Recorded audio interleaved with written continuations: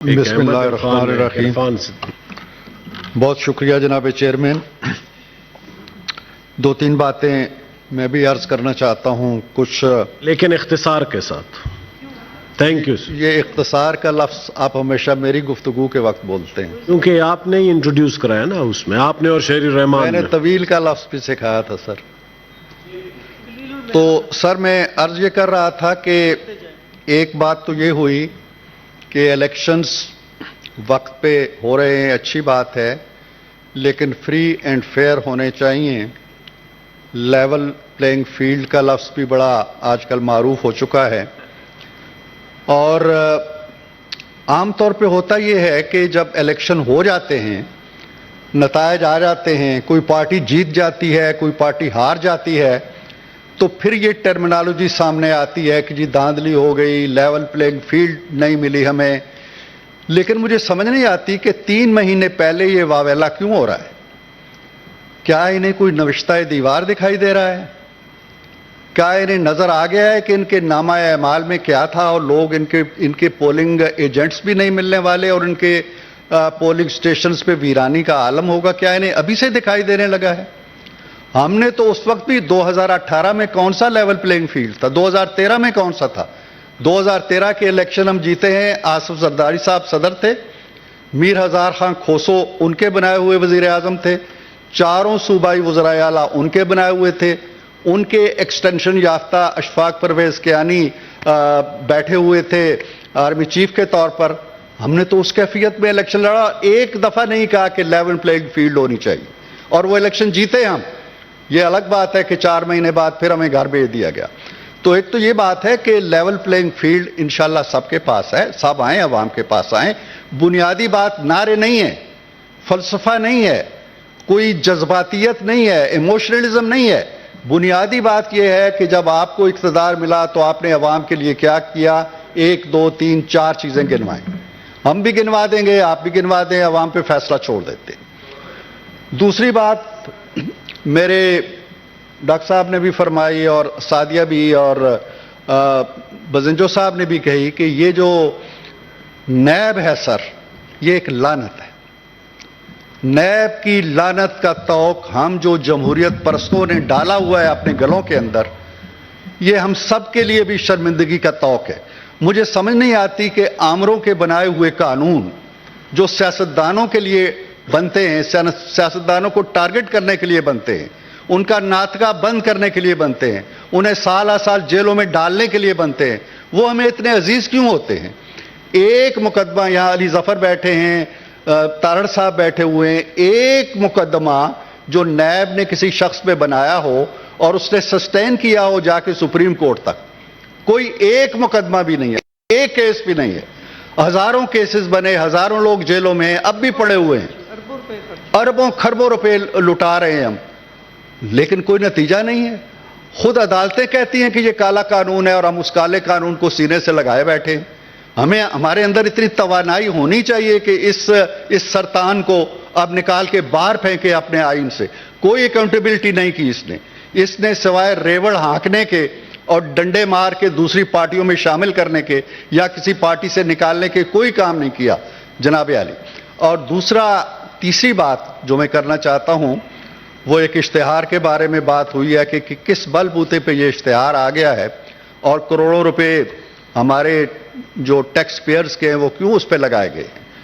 मैं तो एक बुनियादी बात करता हूं सर, ये जो तमाशा है जिसको हम निगरान हुकूमतें कहते हैं, ये खत्म हो जाना चाहिए। इसका कोई जवाब ही नहीं है सिरे से। दुनिया के अंदर 200 ममालिक हैं आपके, किसी एक मुल्क के अंदर ये नहीं हो रहा है। हम बना देते हैं और पता नहीं कहां कहां से किसी के पसंदीदा चेहरे हैं, कुछ वाकई लायक हैं, कुछ फायक हैं, कुछ एहलियत रखते हैं, कुछ नहीं रखते हैं। तो मैडम कुछ कह रही है लेकिन मैं वो दोहराना नहीं चाहता। लेकिन ये सर एक ऐसा खेल और एक ऐसा सर्कस है, एक ऐसा तमाशा है जिसको अब खत्म हो जाना चाहिए। हम तरक्की कर रहे हैं, हमारी जमहूरियत आगे बढ़ रही है माशाअल्लाह। जो सिटिंग गवर्नमेंट है उसको ले आए आप इंटरम के मोड के अंदर, जैसे इंडिया में हो रहा है, बांग्लादेश में हो रहा है। वो जिस दिन उसकी मियाद खत्म होती है वो निगरान हुकूमत बन जाएगी। وہ پوسٹنگ نہیں کرے گی, وہ ٹرانسفرز نہیں کرے گی, وہ سب کچھ محدود ہو کے رہ جائے گی ایک نگران حکومت کے, جس طرح کے ہر مہذب ملک کے اندر ہوتا ہے. ہمیں یہ تماشا نہیں Thank you, کرنا. sir. تھوڑا سا سر, تھوڑی سی بات میں اور کروں گا. اور جی ہاں, اتنی ہی تقریباً جتنی میں کر چکا ہوں سر.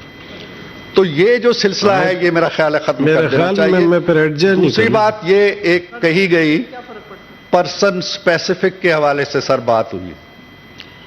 پرسن سپیسیفک کے حوالے سے میں یہ عرض کرنا چاہتا ہوں کہ یہ پرسن سپیسیفک کی کہانی جناب چیئرمین یہ یہاں سے شروع نہیں ہونی چاہیے تھی جہاں یہ قانون بنا ہے. یہ پرسن سپیسیفک کی کہانی شروع ہونی چاہیے تھی 2017 سے.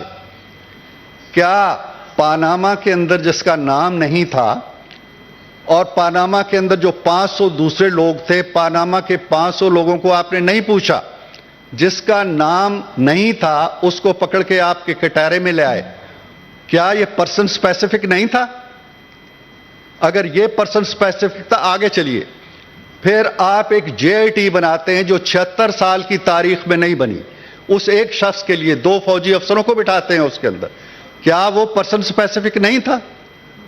پھر آپ ایک جے آئی ٹی کے اوپر ایک مانیٹرنگ بینچ بٹھاتے ہیں. کسی اور شخص کے بارے میں وہ بینچ بیٹھا ہے مانیٹرنگ, وہ پرسن سپیسیفک نہیں تھا. سسیلین مافیا مجھے کہا گیا, گاڈ فادر مجھے کہا گیا, یہ کیا پرسن سپیسیفک باتیں نہیں تھی؟ اور پھر کیا یہ پرسن سپیسیفک نہیں تھا کہ جب مقدمہ چلا جائے احتساب عدالت میں تو اس کے اندر وہ جج مانیٹر بیٹھے جو آلریڈی اس کے خلاف فیصلہ دے چکا ہے, اور ڈنڈا لے کے روز شام کو پوچھے اس جج سے کہ تم نے ہمارے فیصلے کے خلاف تو کوئی بات نہیں سوچی, نہیں کرنی. یہ پرسن سپیسیفک نہیں تھا؟ اور بتائیں مجھے دنیا کی تاریخ میں کسی کو اگر سزا ملی ہے کہ جی تم نے بیٹے سے تنخواہ نہیں لی اس لیے گھر چلے جاؤ, کیا یہ پرسن سپیسیفک نہیں تھا؟ جب آپ 7 سال 4 سال 6 سال ایک شخص کی پیٹھ پہ پرسن سپیسیفک کے کوڑے مارتے رہتے, اور اگر کوئی قانون سازی ہوتی ہے اور اس کو رعایت ملتی ہے, اس کو نہیں رعایت ملتی, ہر اس شخص کو رعایت ملتی ہے جو معتوب ہے, جو اس قانون کی زد میں آیا ہوا ہے, جس کی پیٹھ پہ کوڑے پڑے ہوئے ہیں.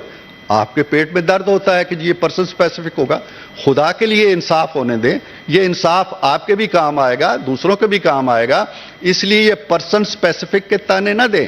بہت سی چیزیں آج بھی پرسن سپیسیفک ہو رہی ہیں, ہم نہیں کہتے, ہم کہتے ہیں سب کو انصاف ملنا چاہیے, سب کے ساتھ عزت نفس کا سلوک ہونا چاہیے. اور اگر کسی کے ساتھ ظلم ہوا ہے 184(3) ایک ایسا ہی کالا قانون ہے میں سمجھتا ہوں جس کے تحت ایسی سزائیں مل جاتی ہیں کہ ان کا مداوا ہی کوئی نہیں ہے. ایک سیشن کورٹ سے چلتا ہے, ہائی کورٹ میں آتا ہے, ہائی کورٹ سے آتا ہے, سپریم کورٹ میں آتا ہے, پھر نظر ثانی میں جاتا ہے. ایک شخص کو آپ ٹانگ دیتے ہیں عمر بھر کے لیے, گھر چلے جاؤ, اس کی اپیل بھی کوئی نہیں ہے. یہ پرسن سپیسیفک نہیں تھا؟ تو خدا کے لیے جب Thank you, person sir. Specific کا تانا دیں تو ان حقائق کو ضرور مد نظر رکھیا کریں. Thank you sir. Honorable